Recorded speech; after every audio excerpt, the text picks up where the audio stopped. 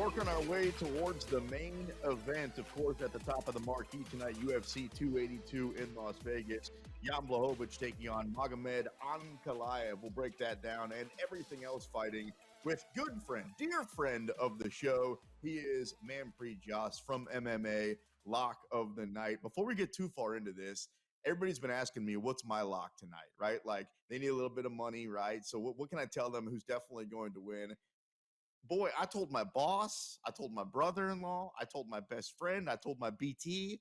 Now I got to ask you if I'm right about this. I love Dricus Du Plessis tonight against Darren Till. Darren Till, what's the word I'm looking for here?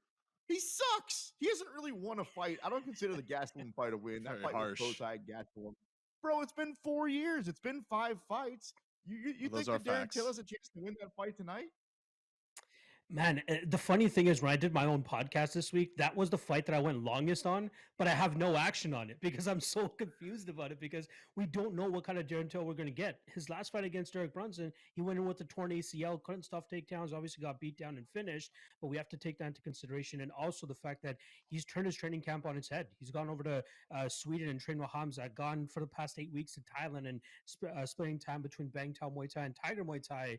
So yeah, I really don't know what to say. My prediction was Dricus Du Plessis. I think that he's the more active, more reliable fighter at this point in time.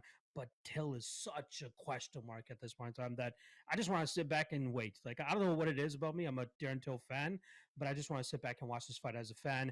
As a prediction gun to my head, I'll lean with you there, Sean. I think that Du Plessis does get this done. By the way, real quick, BT, before you fire your question, Chris Curtis by knockout of Joaquin Buckley. Wow. Yep. Just watch it play out. Right down the pipe. Crazy. Big left hand to knock out Buckley. Good fight between both of them. Really entertaining. Blocked the kick, hit him with the straight left down the pipe, and then finished that puppy off for him. Woof.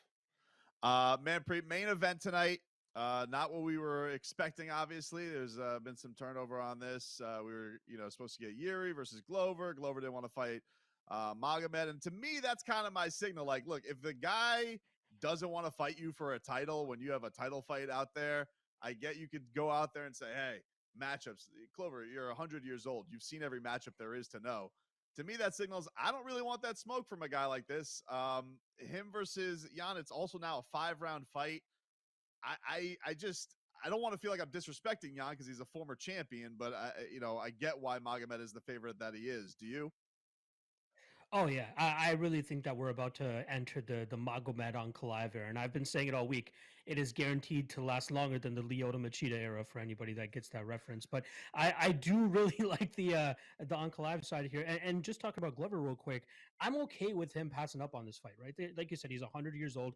Time is limited. Probably has 1 or 2 fights left in him, and to have a matchup change on you that short notice and be a completely different matchup. You're talking about going from a wild striking man to a disciplined Russian who can strike with the best of them and then take you to the ground and be okay dealing with your jiu-jitsu as well. So, I'm not going to give Glover any shade there, but Ankalaev, he should roll tonight. I have no doubt about it. Maybe the Polish power shows itself, but I really do think that Ankalaev has the discipline and all the tools to remain safe in this matchup and either knock out Blachowicz late or grind this out to a 25-minute decision.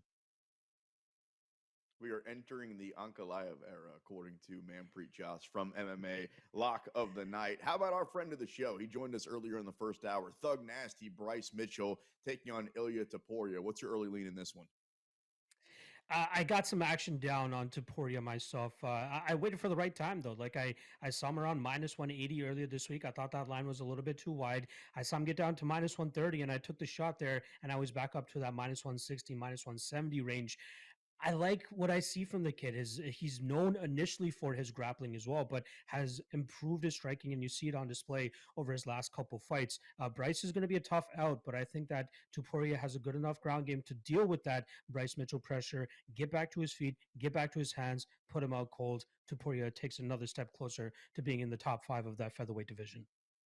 What do you think is grosser, Manpreet? Eating a raw egg, shell and all, out of a chicken, or eating ants? Because he told us that he hates both of those things. Oh my God, dude! Do I have to pick one? Can I just starve to saying, death? What would you if you had to eat one to survive? What is the one you would go with? Because I went raw egg go, earlier in the show, and it was pretty awful. I'd go raw egg myself, honestly. The ants, I can't do that. You know, what I mean, you got to make sure you kill them right away, otherwise you just feel them running around in your mouth. That would be disgusting. So we're going with the raw egg instead. Yeah, I think you got the option right, which is just don't worry about it and just don't eat for a while. Speaking of a guy who's been eating so far in the UFC, Paddy Pimblett, although it's not always smooth sailing for him, he takes on Jared Gordon tonight at plus 220. I haven't really heard a lot of people that are playing the underdog Flash Gordon tonight. I don't know if that's because they don't believe in him, they don't believe in his style against Paddy, or they just don't want to actually put their money against Paddy because he's one of those guys you want to yell, "Oh, Paddy the baddie," along with everybody else when he walks in. So what is it about Paddy, and are you putting money down on him tonight? Paddy's a great character. And that's kind of like where it stops for me, man. Like you see in his 3 UFC appearances thus far, he's faced adversity in all 3 of those fights, but managed to come back and get the win. But Jared Gordon is a tough, tested veteran of the UFC. 7-4 record with the big promotion. This is going to be his 12th fight. He's a rugged guy. He has been finished in all of his losses in the UFC, but we're talking about Charles Oliveira and Carlos Diego Ferreira, high level talent in that division. Paddy's been defeated in the past. People are acting like he's this mythical creature. Like he lost to Nad Narimani, who had a cup of tea in the UFC and is no longer with the promotion either. So he has lost to other guys in the past, and I think that Jared Gordon, my dog of the night personally, I think he rose in this matchup. If he can stay safe early, he will be able to grind Paddy Pimblett out and take this into deep waters and maybe channel some inner Billy Q from earlier in the event today, where he can maybe finish him late on. But I like Gordon here. Plus 217 is the number that I got myself earlier this week. If you can still get above plus 170, plus 160, I think you're getting a damn good bargain there. So yeah, I think we see the Paddy the Baddy train get derailed. It was Molly McCann last month in MSG. It's going to be Paddy the Baddy this month in Las Vegas. Sorry for any stoolies out there. Let's just say he doesn't, though. Let's say that he does pull off this win. What do you think his ceiling is, Manpreet? Like, do you think this is a guy? People are obviously going to make the McGregor comparisons, but like that McGregor title run was one of the most special things in the sport, because you think about the names that he beat, the way that he was doing it. I don't know if anybody could ever catch lightning in a bottle like that, but do you feel like this guy could make himself one of? Is there a potential that he could be that kind of a pay-per-view draw, or just think he just doesn't have the skills to be that? He was gonna be that guy back in 2016. Like he went during Connor's peak in the UFC. People were talking about Paddy. People were begging for Paddy to go to Hawani show, which was like the prime show at that point in time, and he was getting the rub. But apparently, from what I heard, I could be wrong on this, but I heard that he turned down UFC contracts because he wanted to earn more from them. He goes, "Let me go out there, get a couple more wins, and demand the respect to get more money." And then he goes on and loses his next fight to Nat Narimani. Most of the steam getting off of his name at that point. Managed to scrape together, I think, 3-1 over his last 4, and then get to the UFC. But yeah, his ceiling, I don't think is that high. He's a great personality. He's fun. Keep him in fun fights. He can make a title run if he wants, especially if he wins the matchup tonight. But he is going to get derailed in his next 2 fights max. I don't think he can hang with the top of this division. He's a great, fun fighter, entertaining fighter, fan favorite, but that's the best he's going to do, in my opinion. Naturally, Manpreet, he gets a lot of comparisons to Sean O'Malley. Sean, though, it's a little bit different. Like, he took the slow roll, had the fun fights, and then all of a sudden he had top 10 fights. And then all of a sudden it was, hey, if you win this fight against Petr Yan, which say what you will. I mean, that one definitely could have gone to the judges either way. I had money on O'Malley, so I'm not too upset about the way that it ultimately happened. But it feels like Sean, they both kind of let them take time, right? Both those guys. And Sean, are you surprised that we're actually here? We haven't talked to you since the Petr Yan fight. Now that we're here, and it looks like Sean O'Malley is going to fight his next fight for the belt, are you surprised I'm saying that so soon? Not really. Like what was hindering him was a win over a big name guy, and he got the win. I mean, he seemed a little bit questionable about it himself, even when the decision was read that night. But this is what he needed, and the UFC was waiting for something like this to happen. We have this star. He's bringing in the social media numbers. He's bringing in the YouTube numbers. He's bringing in possibly even pay-per-view buys at this point in time. But now we have him propped up in a spot where he just beat the former challenge or the former champion now is the time we insert him into a title shot. The only guy that likely might have something to say about that is Henry Cejudo, who is talking about jumping in and possibly fighting Aljamain Sterling at the beginning of next year. So I could see Sean being okay with sitting on the sidelines and waiting, maybe getting another fight to get his feet wet and upgrade his skills before he fights that literally the top of the division, the champion. But man, I am not surprised. This is what he needed. He needed a big time win. He got it. Here we are.